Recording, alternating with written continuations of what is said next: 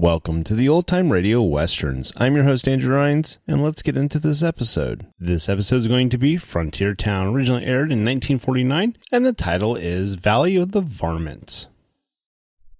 Frontier Town, the saga of the Roaring West.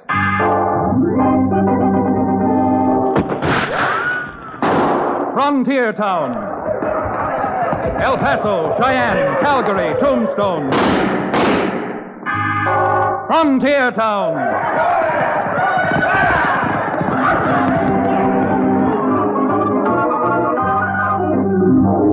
Here is the adventurous story of the early West, the tamed and the untamed, from the Pecos to Powder River, Dodge City to Poker Flat.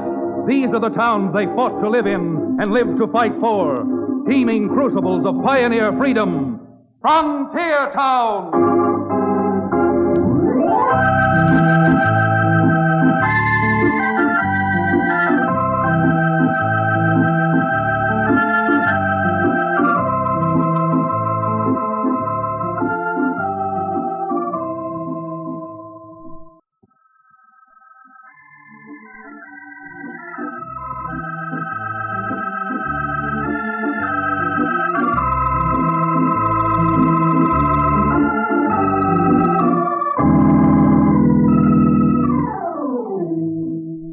You know, when you're a Cowtown lawyer like Chad Remington, that's me, there are several things you gotta know, and the least of them is law. The most of them is trouble. It was only a few weeks ago that I had a letter from Colonel Winfield, an old friend of my father's who'd settled 100 or so miles away from my hometown in a place known as Varmint Valley. Colonel Winfield wrote that he needed help, needed it bad. And to quote the old gentleman, the kind of help he needed might be legal, but probably otherwise. Well, it took Cherokee O'Bannon and myself about a day to get ready and pack up, and another few days to ride up to Varmint Valley. And it was while Cherokee and I were on the trail that Colonel Winfield's trouble first came to a head. Early one morning, the colonel and his daughter Georgia were paid a call by the colonel's oldest friend and next-door neighbor, Henry Trowbridge. Colonel, if you just shut that trap of yours... Shut my trap, eh? I got a good mind to shut yours for you, Henry Trowbridge, so you won't be able to use it for a month of Sunday. Daddy! Now, that's no way to talk to Mr. Trowbridge. You keep out of this, Georgia. I'll talk to him or anyone else, just the way I want it. And there's no one walking the face of this earth who's going to make me sell my ranch if I don't want it. Well, you've been trying to sell your ranch for years. But now, just because someone wants to pay a decent price for both our places, you gotta go and act as if I were trying to euchre you out of something. Hogwash. And I've taken all the hogwash from you I'm going to take. Oh, is that so? Yeah, that's so. And if you know what's good for you, Trowbridge, you'll clear out of here. Father, how can you talk that way to your oldest friend? He's no friend of mine anymore, Georgia. Who wants to be a friend of yours anyhow? Trying to talk me into selling my ranch just because you want to sell yours. All right, I'm through talking, but I'll promise you one thing, you bull-headed old gopher. You're going to regret what you're doing. Regret it mighty soon. Daddy, I'm just... Well, all I can say is that I'm just thoroughly ashamed of you. It's too blessed bad. And so you don't get contaminated staying in the same room with me. Go out and find that shiftless foreman of ours and tell him I want to see him. Ruth? What do you want to see Ruth for? Because I want Ruth to start rounding up the cattle. Henry Trowbridge or not, I'm driving my herd to market so I don't have to stay around here and listen to all that caterwauling about selling our ranches. But what about Chad Remington? I thought you wrote him to come up here. Well, what about Chad? He'll get here when he gets here. And if we're gone, maybe he can take the few days to find out what's going on behind the scenes.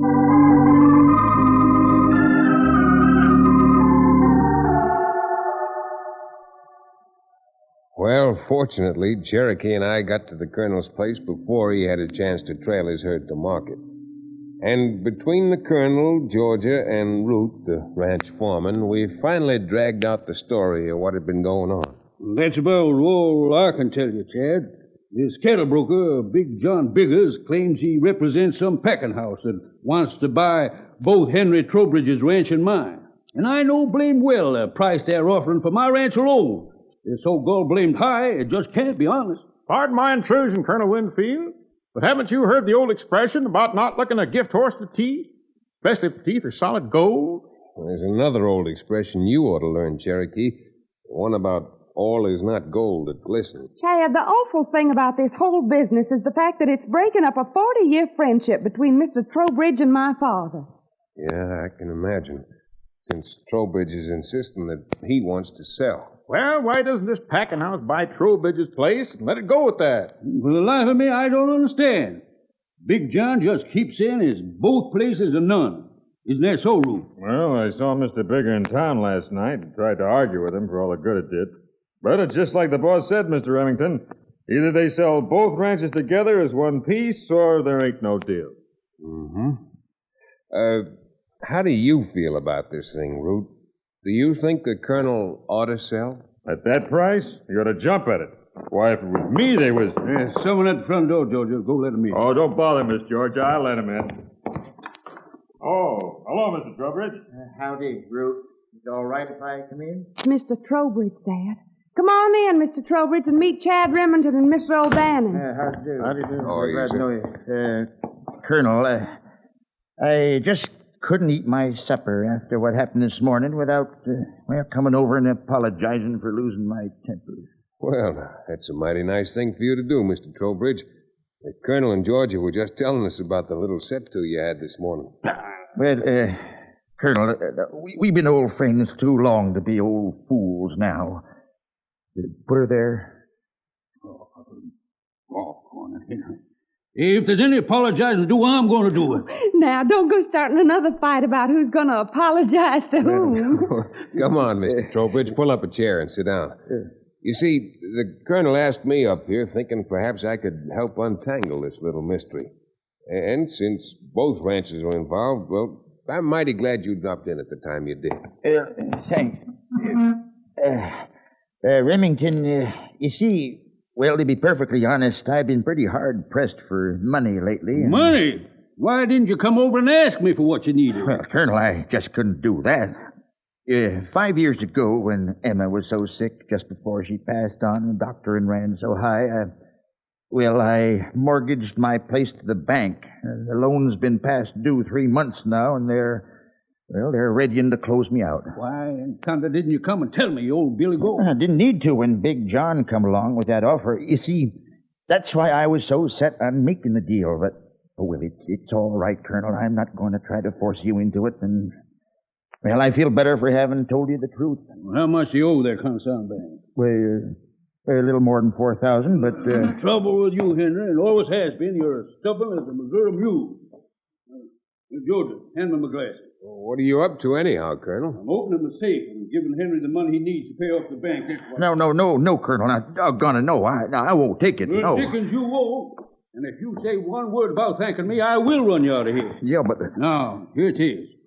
Just the way I got it from the bank. 4 bundles of bills, each $1,000. Dad, rat it.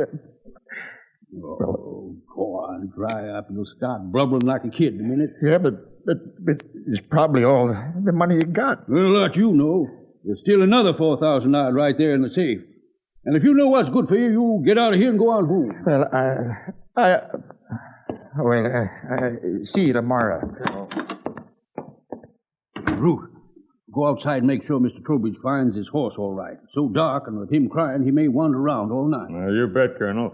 I think I'll just keep on going down to the bunkhouse. Good night. Colonel, after that exhibition, I'm surprised we're not all a little bit teary-eyed. If that's the way you treat your friends, I'm proud to be numbered one of them. Although we haven't met before, Colonel, if you're looking for a friend in need, I'm in need, and I could very quickly become a friend of yours. Colonel, keep any drinking liquor around the house, Chad?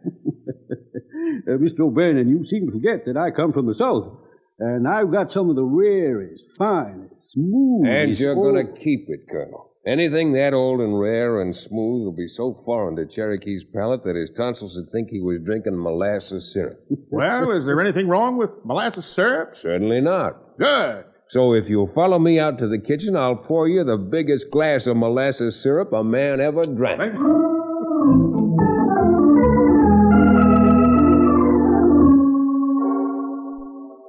Well, while I coerced the O'Bannon into retiring with only the nightcap you tie around your head, We found out later that Colonel Winfield's foreman, Root, hadn't gone to bed.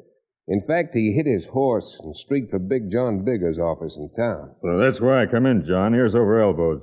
With Trowbridge having enough money now to pay off the bank, even he's not going to want to sell out to us. He hasn't paid off the bank yet, has he? Well, no. You and I are going to be waiting for Mr. Trowbridge on the trail that leads from his place to the bank tomorrow morning.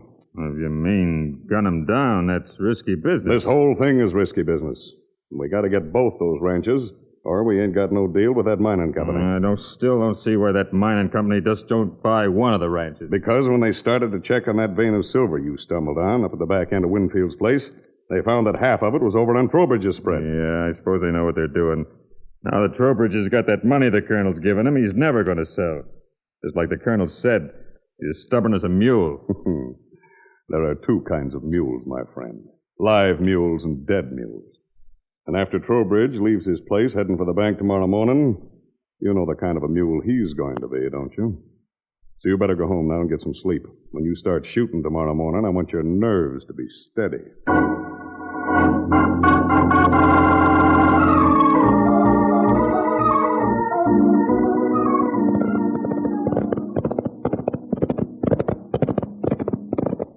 For the life of me, I don't understand why you get up at this ungodly hour in the morning to ride into town. If I've told you once, I've told you 10 times. I want to get in and have a little talk with that big-hearted cattle broker, Big John Biggers. Try to find out what packing house is local enough to offer twice it. Oh. Billy Blue Blazes, no matter where we go, bullets fly thicker than mosquitoes over a swamp. Come on, Cherokee, knock on that horse. Those shots came from just ahead of us. Thunder and lightning, Chad. That's Colonel Winfield's foreman, Root. I wonder what in blazes he's up to. Oh, rein up. Oh, boy. Easy. What the? Oh, it's you, Remington. Merciful Providence, Chad. It's Henry Trowbridge. Shot 4 times through the back. Poor old cuss.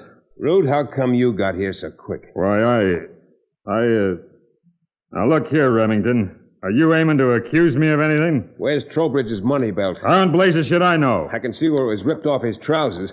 And since you got here as fast as you did, you ought to know something about it. What are you doing now? Calling me a thief? If I had a mind to call you anything, thief might be just a small part of it. Yeah, well...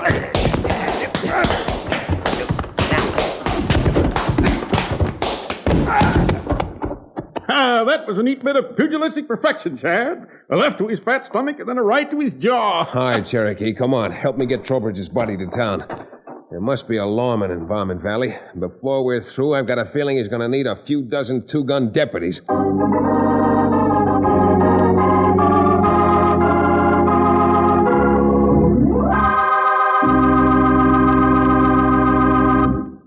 We'll return to the second act of Valley of the Varmints, our exciting frontier town adventure, in just a few moments.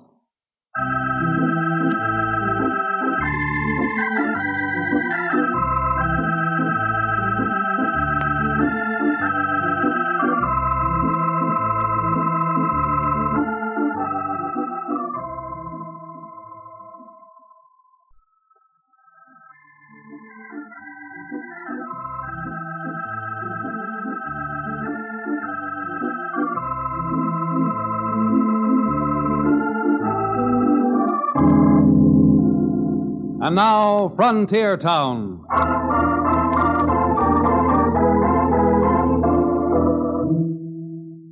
Well, I guess we all find it out sooner or later. After a thing is over and everything's explained, it seems quite simple how all the little jigsaw pieces fit together to make the picture. But with poor Henry Trowbridge dead, the $4,000 gone, and the bank about to take over his ranch, Cherokee and I, along with the colonel and his daughter, faced what seemed to be an insuperable problem. There appeared to be no answer whatsoever to supply a reason why some unnamed packing house should want both ranches so badly they'd pay a fantastic price. Our visit to the cattle broker, Big John, having been interrupted by the finding of Trowbridge's body, I asked the colonel's foreman, Root, to ride into town and see if Big John wouldn't come out to call on us. And he did, and the conversation was most enlightening. You can talk all you want, Bigger, but I'm not changing my mind. My ranch is not for sale. Oh, but surely, Colonel, there must be some price we could agree on that you'd take for your layout. Oh, I don't mean to butt in, Digger, but just how high can you go? Well, I don't know for sure, Remington. But I might be able to induce my clients to raise their bid, another few $1,000s. And maybe another few $1,000s on top of that, huh? Yes, it's possible. It's possible. In other words, your so-called clients want this property at any price. So-called clients, eh? Just what are you hinting at? All right, Bigger, here it is. No people in their right minds are offering a ridiculously high price for a couple of ranches like these two just to supposedly raise cattle for a packing house. In other words, you're just calling me a liar. I don't need you to put words in my mouth, but since the shoe seems to fit you, let's let it go at that. Chad, look out! Thanks, Cherokee, but I saw him go for his gun. He wants to clear leather, it's all right with me. Well, Big John, figure you're big enough to try it? Remington, I'd give you a chance at that. But right now, it just don't happen to be convenient. You mean your insurance policy isn't paid out? Colonel, that offer I made you was good for 6 more hours. You change your mind, if you've got a mind, you know where you can find me. In my office. I'll be there until 6 o'clock tonight. Well, you certainly made him back down. Sure did my heart good, Chad, to see him get his comeuppance. That still doesn't explain just why anybody wants to pay the price he offered you for the ranch. It convinced me of one thing, Cherokee. They don't want this place just to raise cattle. Now, tell me something, Colonel. Are there any mines or ore deposits anyplace around here? Say, you don't think they found gold up on the ridge at the back end of my place, do you? Well, I haven't the slightest idea. All I was doing was asking. You know, you just gave me an idea, Chad. And doggone if I don't think it's worth checking up on. Daddy, where are you going? And never mind about me, Georgia. You stay here and keep our business company. Chad Remington isn't the only galoot around these parts who can smoke out trouble.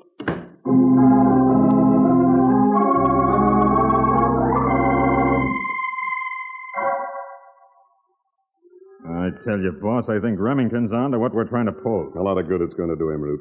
That silver's been back in them hills for a couple of 1,000 years. No one found it until you just happened to dig a post hole up there. Yeah, I know. But even if they don't find the silver, what good is that going to do us if we... Hey, look. Huh? Here comes the colonel out of the house, and he's heading straight for his horse. Yeah. I wonder where he can be going all by himself. All right, Root, come on. We're hitting our own horses and trailing Colonel Winfield. I don't know where he's going, but we're sure finding out.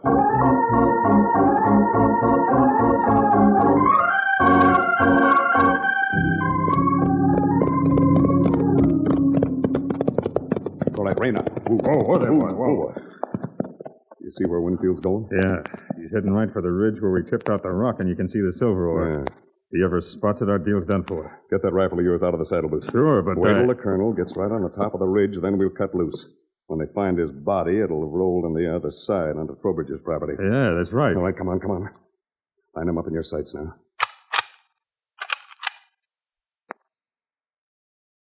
All right now. Let him have it.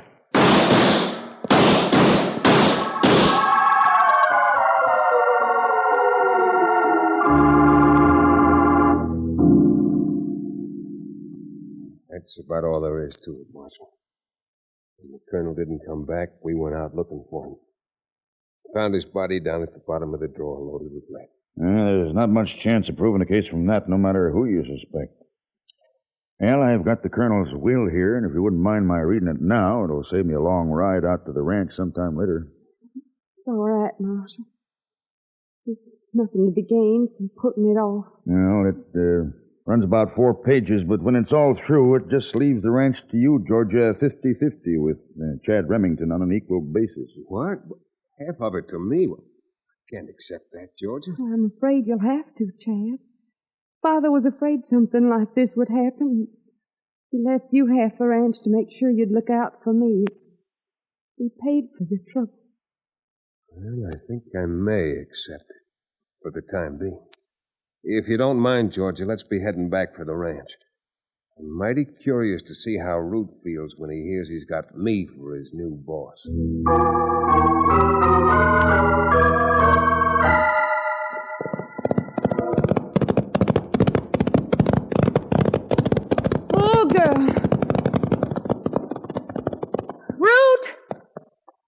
come over here and put the horses away. Oh, sure, miss.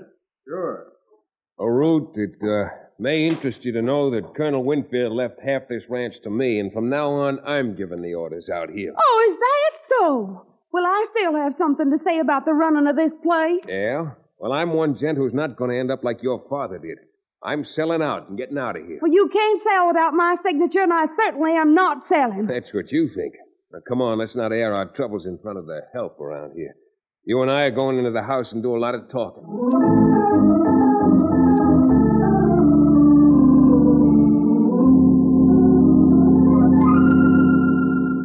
All right, I'm through wasting my breath on you.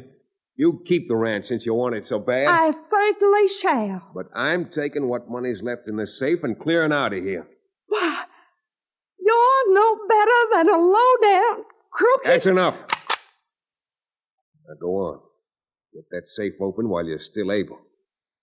Chad Remington, you're nothing but a thief. That's what you are. A common, ordinary thief. There. Take the money. Take it and get out. Just a minute, Remington. Root. You're not leaving here yet. He threw down on me and made me open the safe. Yeah, I saw the whole thing from outside the window. All right, Remington. I'll take that cash. Hand it over. Sure, I'll be glad to. If you know what's good for you, young lady, you won't try to follow me.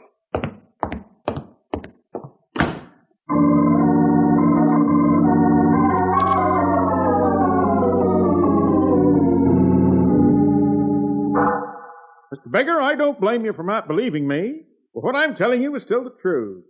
Chad wants to sell you the Winfield Ranch. That just don't make sense. What's this maverick doing here? Well, he's been telling me some cock and bull story about Remington wanting to sell the ranch. I'm not surprised after what he'd done. Pulled a gun on the gal, made her open the safe, and then lit out with all the money the colonel left in the safe. What? Certainly did. He's no fool. And he says if you'll get the girl here after dark tonight, he'll promise both of them will sign. I'd like to know what Remington's up to. He's just up to saving his own hide. That Georgia ran screaming to the marshal about Chad taking the money. Now he's wanted for burglary. What he's got to do now is raise enough money so he can hide out for a couple of years. Crime sure doesn't pay, does it? All right, tell him it's a deal. Now you're talking. You get the girl, and Chad will be here about 10 o'clock tonight. Something awful funny about this. What do we care? As soon as the girl and Remington sign the deed, Remington's going to have a little surprise party. Since the marshal's out looking for him, I think it's only my duty as a decent citizen to turn him over to the law.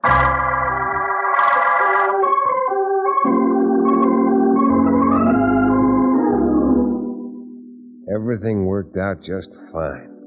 I got to Bigger's office at 10 o'clock, and 5 minutes later, Georgia reluctantly signed the deed.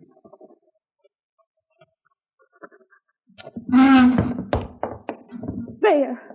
But you'll never get away with this, Remington, believe me. Okay, Remington. Now, you sign it and the deal will be closed. I'll sign it when I get $5,000 laid in my hand. All cash. Cash? Now, where do you think I'd get $5,000 at this time of night? I guess I forgot to tell you that he wanted it in cash. You better find it, my friend. What's in that cash box of yours there on the desk? Oh, yeah. I forgot about that. Well, I think I might have most of it in cash. There you are. There's 4,000 of it, bundled up just the way it came from the bank. Thank you, Bigger. All right, Cherokee. Take this package of bills and compare the serial numbers with the money we took out of the colonel's safe today. Yes, indeed. Yes, indeed. What the devil are you up to? Plenty. If the serial numbers on these bills are in sequence with those that were left in the colonel's safe, then this must be the money that was stolen from Henry Trowbridge's body. And we know who and why it was taken. Chad, you were right. These numbers are all in sequence. Cherokee, don't let Root get away.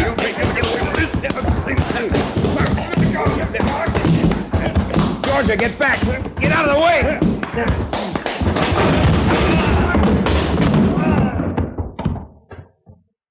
Well, now that we've got the proof that they killed Henry Trowbridge, I don't think we'll have too much trouble finding out what made those ranchers valuable enough to risk a double murder charge. Georgie, you better go call the marshal. Cherokee and I will stay here and get these two crooks bundled up.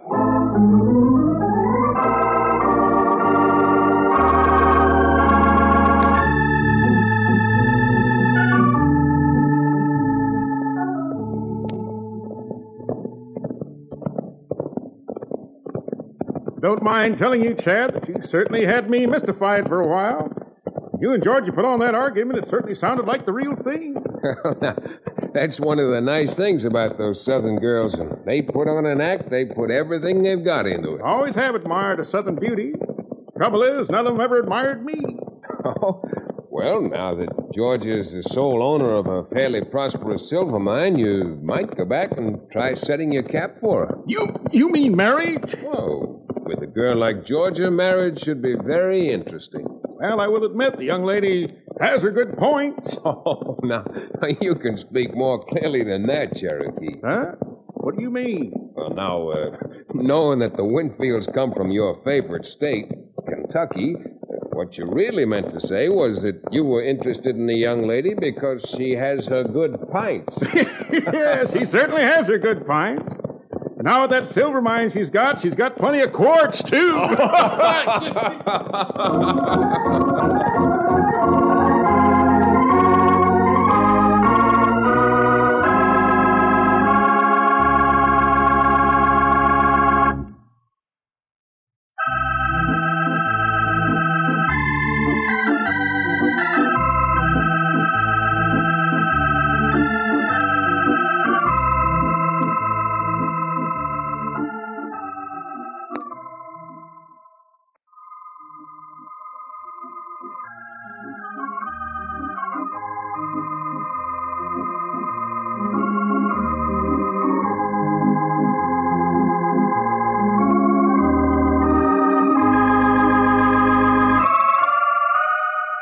Frontier Town, starring Tex Chandler and featuring Wade Crosby, is a Bruce Ells production. Story and direction by Paul Franklin. Music written and played by Ivan Ditmars. Be sure to be with us again same time next week for another fine action-adventure story with your favorite young Western star, Tex Chandler. And now this is Bill Foreman to tell you that Frontier Town comes to you from Hollywood.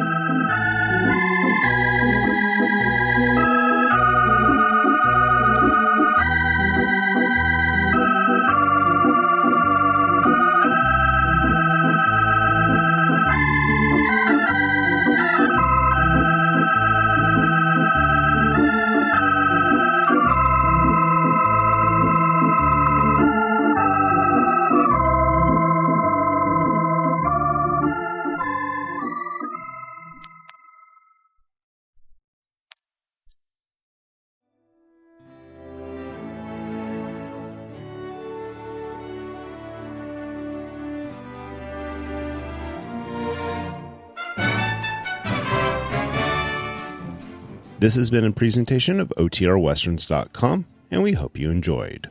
Please take some time to like and rate our shows in your favorite podcast application. Follow us on Facebook by going to OTRWesterns.com/Facebook. Subscribe to our YouTube channel by going to OTRWesterns.com/YouTube. And send us an email, podcast@OTRWesterns.com. You can call and leave us a voicemail, 707-986-8739. This episode is copyright under the Attribution Non-Commercial Share-alike copyright. For more information, go to OTRWesterns.com/copyright.